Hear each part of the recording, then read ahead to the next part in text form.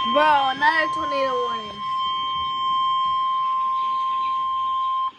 National Weather Service in Topeka has issued a tornado warning for southeastern Jackson County and northeastern Kansas until 9:30 p.m. Oh my god, bro. At 9:05 p.m., a severe thunderstorm capable of producing a tornado is located 4 miles west of Point, moving northeast at 20 miles per hour.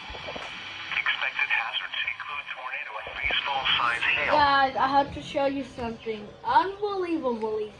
Oh, so guys, look. Kansas City continuing the SBI, but look at this. Wait, where is it, bro? Kansas City. No, it's Topeka, right? Yeah. So Topeka is continuing the SBR, but it actually says golf. It literally said there's literally softball size here right there. Like 4 inches is softball. Dude, there's softball size hail. Oh, it's a confirmed. Now it's a confirmed. Jackson. Yeah, it's a confirmed. They decided.